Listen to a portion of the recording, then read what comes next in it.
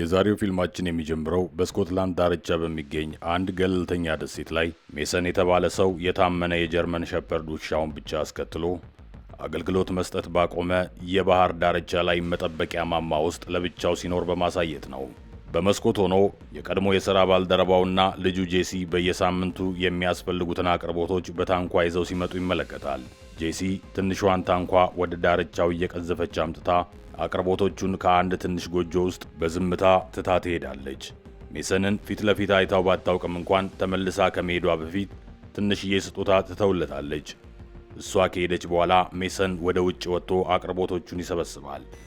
ነገር ግን ስጦታውን ሆነ ብሎ ትቶት ይገባል። ቮድካውን ይጎነጭና ውሻውን ይመግባል። ከዚያ ራዲዮ እያዳመጠ ለብቻው ቼዝ በመጫወት ጊዜውን ያሳልፋል። በዚያ ምሽት ልክ እንደቀደሙት ብዙ ምሽቶች ሁሉ ሜሰን በድንገት ከሌላ አስከፊ ቅዠት በመደንገጥ ይነቃል። በሚቀጥሉት ጥቂት ወራት ውስጥ ሜሰን ያንኑ ጸጥተኛና ደጋጋሚ ሕይወት ይቀጥላል።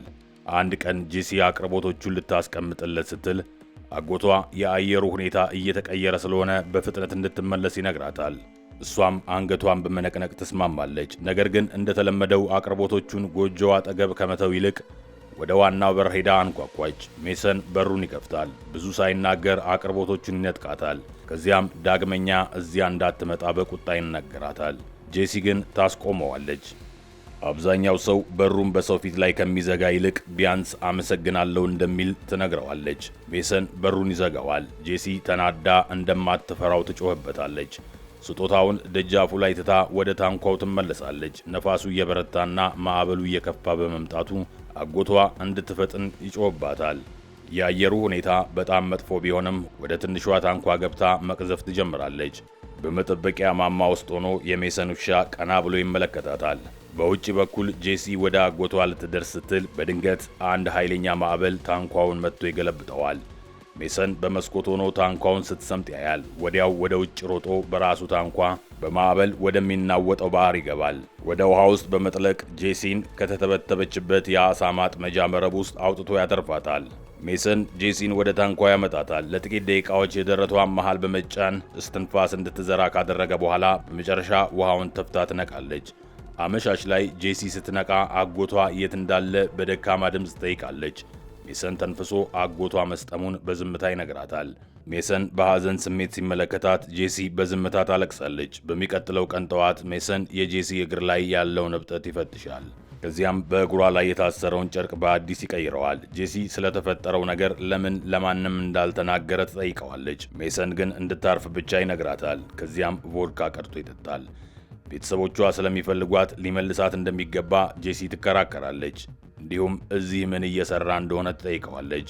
ምክንያቱም አጎቷ ይህ የመጠበቂያ ማማ ለዓመታት ሥራ እንዳቆመ ነግሯት ነበረ። ሜሰን ግን እናቷ ከጥቂት ዓመታት በፊት ስለሞተችና አጎቷ ብቻ ሲንከባከባት ስለነበረ በእውነቱ ምንም አይነት ቤተሰብ እንደሌላት በተረጋጋ ሁኔታ ይነግራታል። አባቷንም ቢሆን ፈጽሞ እንደማታውቀው ይነግራታል። ከዚያም ተነስቶ ወደ ውሻው ይሄዳል። ጄሲም በመገረምና ግራ በመጋባት ትቀራለች። በጥንቃቄ ከአልጋው ወጥታ ሜሰን በውኑ ማን እንደሆነ ፍንጭ ለማግኘት ቤቱን መፈተሽ ትጀምራለች። በፍለጋዋ ወቅት አንድ ጩቤ አግኝታ ለደህንነቷ ትይዘዋለች። የውሻውን ጩኸት ስትሰማ እንደምንም እየተንደፋደፈች ወደ አልጋው ትመለሳለች። ከአፍታ በኋላ ሜሰን ይገባል።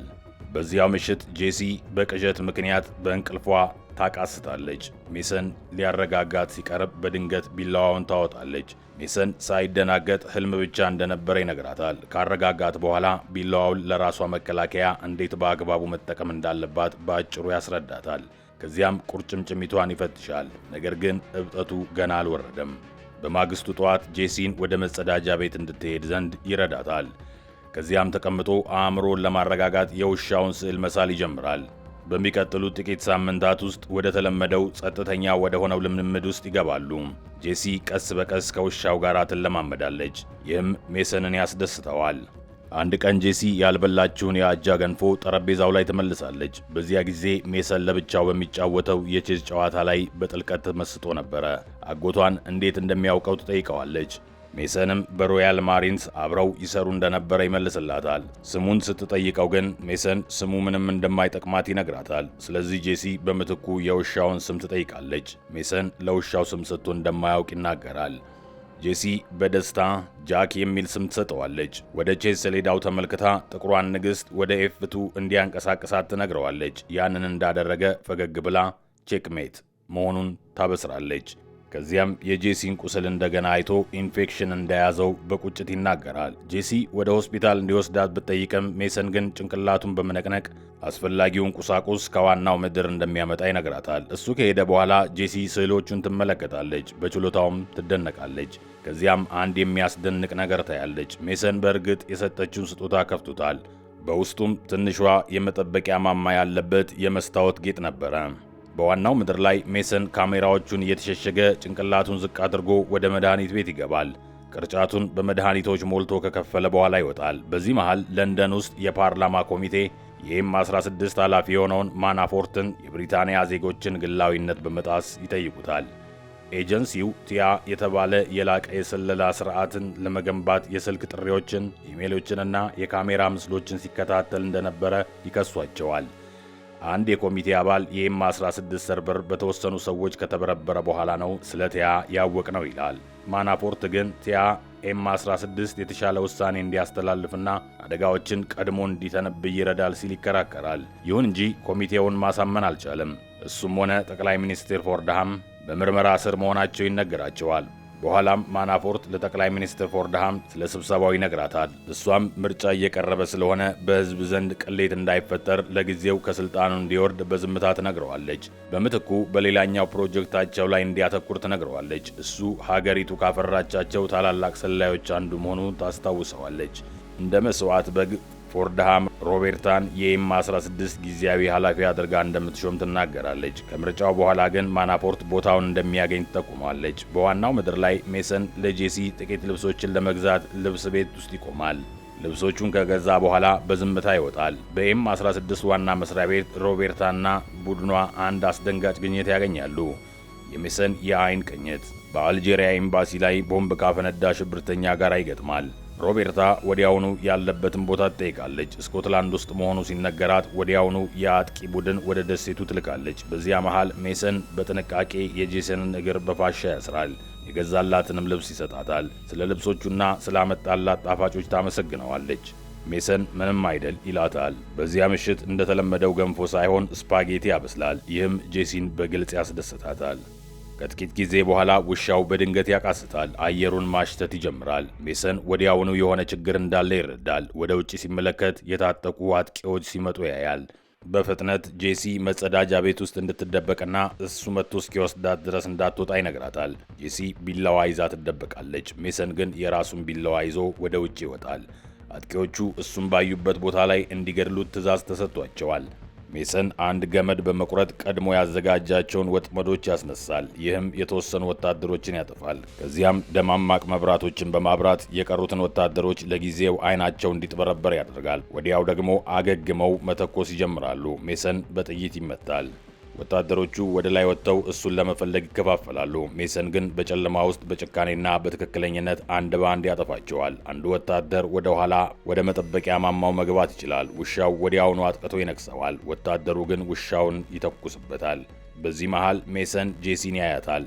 በሩቅ ሆኖ ወታደሩን ተኩሶ ይገድለዋል። ካሜራው ወደ እርሱ እንዳያይ የወታደሩን አስከሬን ይገለብጠዋል። ጄሲ ደንግጣ እነዚህ ሰዎች እነማን እንደሆኑ ትጠይቃለች። ሜሰን ግን ጥያቄውን ችላ ይለዋል። ይልቁንም ለጥቂት ደቂቃዎች እዚሁ እንድትቆይ ነግሯት ወደ ውስጥ ይገባል። መጀመሪያ ያየው ውሻውን ነው። በዝምታ ደህና ሁን ይለዋል።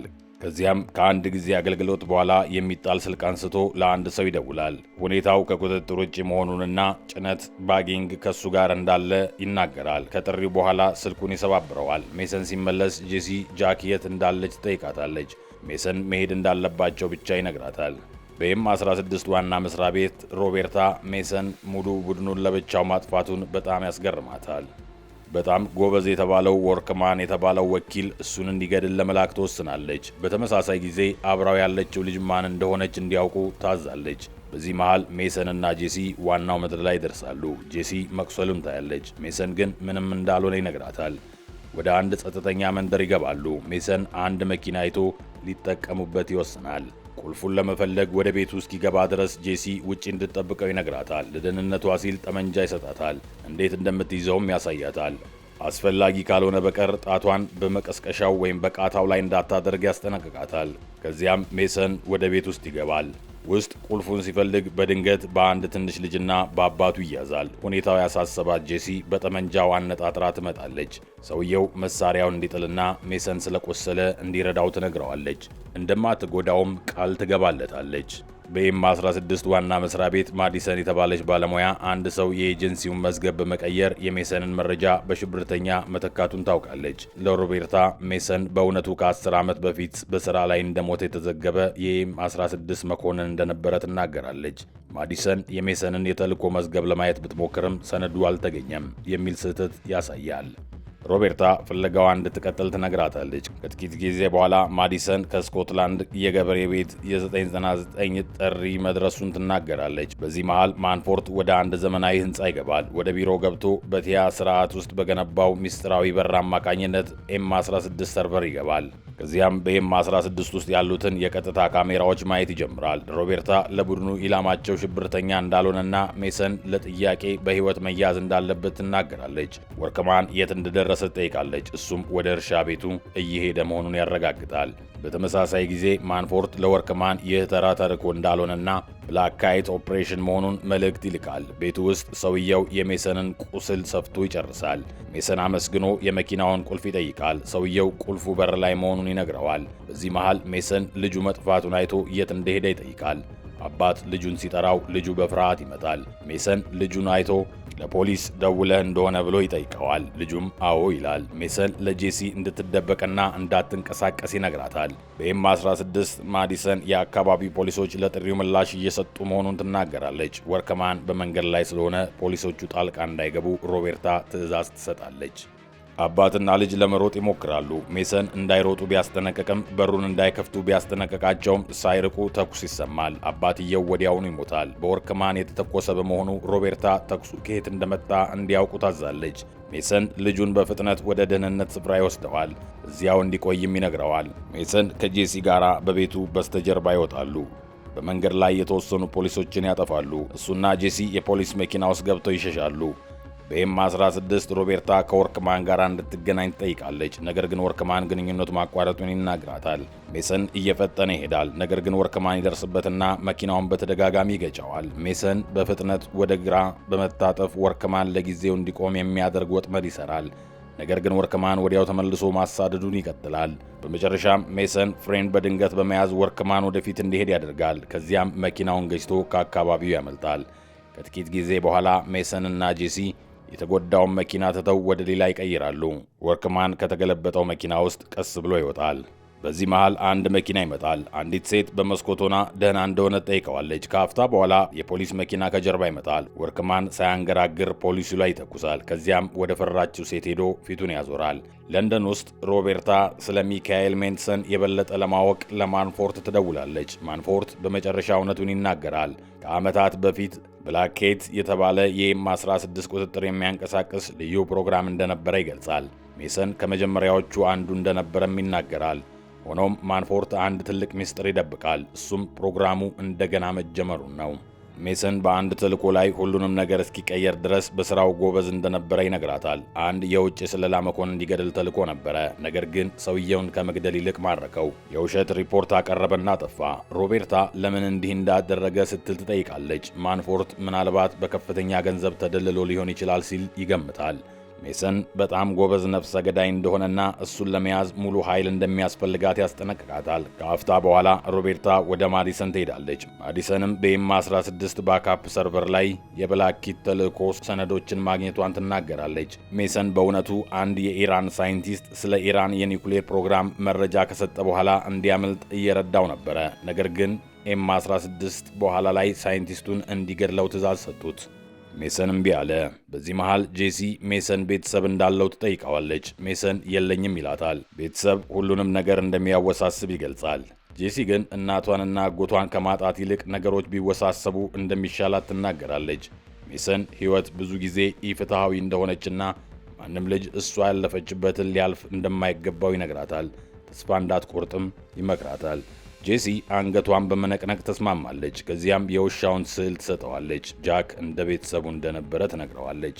ሜሰን በለሰለሰ ድምፅ ስዕሉ እሷው ጋር እንዲቆይ ይነግራታል። በኋላም ሜሰን ካሜራዎች እንዳያዩአቸው ጭንቅላቷን ዝቅ እንድታደርግ ነግሯት በአንድ ቤተክርስቲያን አቅራቢያ ይቆማሉ። ቢሆንም በአቅራቢያው ያለ መኪና ውስጥ ያለ ካሜራ ያያቸዋል። ማንፎርት መረጃውን ከኤም16 ስርዓት ውስጥ ያጠፈዋል። ነገር ግን ያለበትን ቦታ በቀጥታ ለወርክማን ይልክለታል። ወደ ቤተ ክርስቲያኑ ይገባሉ። ሜሰን በኤም16 የቴክኖሎጂ ክፍል ይሰራ የነበረውን አርተር ቡዝ የተባለውን ጓደኛውን ያገኘዋል። ቡዝ ወደ ቤቱ ይወስዳቸዋል። ሜሰን ለጄሲ ወደ ጓዳ ገብታ ውሃ ነገር እንድትጠጣ ይነግራታል። ጄሲ እንደወጣ ከፈለክ ንገረኝ በማለት ትበሳጫለች። ሜሰን ለቡዝ ስለ ሁኔታው ያስረዳል። ከጄሲ አጎት ጋር አብሮ እንደሰራና ለልጅቷ አስተማማኝ መውጫ እንደሚያስፈልግ ይነግረዋል። ቡዝም በቀልድ መልክ እርጅና መጥቶብህ የርኅራኄ ስሜት አደረብህ እንዴ ሲል ይጠይቀዋል። ሜሰን ግን ጄሲ ተጎጂ እንደሆነችና ባልተገባ ቦታ የተገኘች ንጹሕ ሰው እንደሆነች ይናገራል። ጓዳ ላይ ጄሲ ቡዝ የሚወስዳቸውን መድኃኒቶች ትመለከታለች። ቡዝ ከኤም16 ከመውጣቱ በፊት ቲአ የተባለ ስርዓት እንደገነባ ለሜሰን ይነግረዋል። ስርዓቱ ውስጥ ሲገባ የሜሰንና የጄሲ መረጃ ይታያል። ሜሰን ከዓመታት በፊት ሲጠፋ ቡዝ የሜሰንን ማንነት ወደማይታወቅ የዘይት ሰራተኝነት ቀይረውት እንደነበረ ይገልጻል። አሁን ግን አንድ ሰው ማንነቱን በሽብርተኛ እንደቀየረውና ባየበት እንዲገደል ትዕዛዝ እንደሰጠ ይነግረዋል። ሜሰን ወዲያውኑ ከዚህ ጀርባ የቀድሞ አለቃው ማንፎርት መሆኑን ይረዳል። ቡዝ ማንፎርት አሁንም እንዲሞት ይፈልጋል ሲል ይጠይቃል። ሜሰን ግን ሕግ ስለጣሰ ማንፎርት ማደኑን እንደማያቆም ይናገራል። ሜሰን መረጃውን እንዲያጠፋው ቢጠይቀውም ቡዝ ግን እንደረፈደ ይገልጻል። ሜሰን አስቀድሞ ታውቋል። ሜሰን ጄሲን እንዲጠብቅለት ቢጠይቀውም ቡዝ ግን እምቢ ይላል። ሜሰን ለምን ሲል ይጠይቃል። ጄሲ መልሱን ትሰጣለች። ቡዝ የካንሰር ህመምተኛ ነው ትላለች። እናቷ ከመሞቷ በፊት ያንኑ መድኃኒት ትወስድ እንደነበረም ትገልጻለች። ቡዝ ምናልባት 1 ዓመት እንደሚቀረው ይናገራል።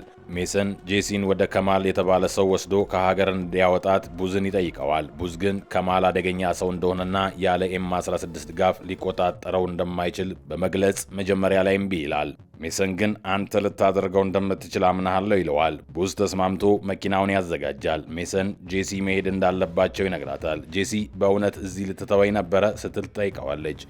ሜሰን ቅድሚያ የሚሰጠው ለደህንነቷ እንደሆነ ይነግራታል። በድንገት ከውጭ ድምፅ ይሰማሉ። ሜሰን ጄሲ እንድትደበቅ ነግሯት የሚመጣውን ይጠባበቃል።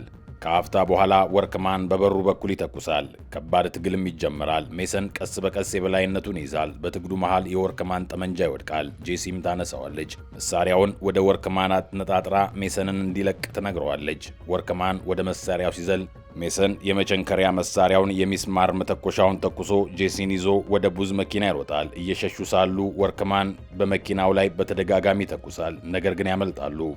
ማንፎርት የብላኪት ቡድኖች እንዲዘጋጁ ያዛል። ቡዝ ለሜሰን የሚጣል ስልክ ይሰጠዋል፣ እንዲጠነቀቅ ይመክረዋል። ለጄሲም ራሷን እንድትጠብቅ ይነግራታል። በጉዞ ላይ ያሉ ጄሲ ያንን ሰው ቀድሜ ልገድለው ይገባ ነበር ትላለች። ከዚያም እንዲህ ማሰብ ስህተት እንደሆነና እንደ ሜሰን እየሆነች እንደሆነ ትጠይቃለች። ሜሰን ግን እሷ እንደሱ እንዳልሆነች ይነግራታል። ከዛሬ ምሽት በኋላ ሁሉም ነገር እንደሚያልቅና አዲስና አስተማማኝ ሕይወት እንደምትጀምር ቃል ይገባላታል። ጄሲ ግን ለብቻዬ ትላለች። እሱ ምን እንደሚያደርግ ስትጠይቀው ሌላ ጸጥተኛ ደሴት እንደሚፈልግ ይነግራታል። እሷም አብራው መሄድ እንደምትችል ብትጠይቀውም ሜሰን ግን አይሆንም ይላል። እንደሱ ያለ ሕይወት እንድትኖር እንደማይፈልግም ይነግራታል። ምሽት ላይ ከከማል ክበብ ይደርሳሉ። በኤም16 ማዲሰን አንድ ሰው ከውጭ ወደ ቲያ ስርዓት ውስጥ መግባቱን ለሮቤርታ ይነግራታል። ሮቤርታ ግን ማን እንደሆነ እንዲያረጋግጥ ታዛለች። ክለቡ በር ላይ ጄሲ ካሜራ ታያለች። ሜሰን ግን ምንም እንደማይመጣ ይነግራታል። ወደ ውስጥ ገብቶ ከማልን እንዲያገኘው ጠባቂውን ይጠይቃል። በዚህ መሃል ማንፎርት የሜሰንን መረጃ ለማጥፋት ቢሞክርም ከስርዓቱ ውጭ ያደርጋል። ማዲሰን ስርዓቱን እየተጠቀመ ያለው ማንፎርት ራሱ መሆኑን ታውቃለች።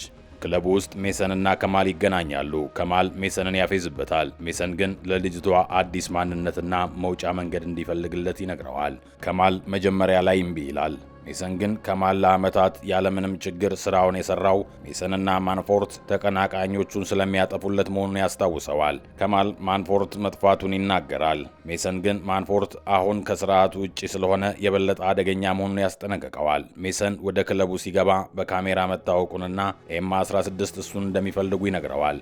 ሜሰን የማንፎርትን ጉዳይ እንደሚጨርስና ሚስጥሮቹን ሁሉ አብሮት እንደሚቀብር ለከማል ቃል ይገባል። ከማል ጄሲ እንድታመልጥ ከረዳው ከማል ተስማምቶ በግል ክፍል ውስጥ እንዲቆዩ ይነግራቸዋል። ጄሲ ሜሰን አብሯት እንዲሄድ ብትለምነውም እሱ ስምምነቱን የፈጸመው ለእሷ ብቻ እንደሆነ ይነግራታል። ጄሲ ሜሰን መሞት እንደሚፈልግ ትረዳለች።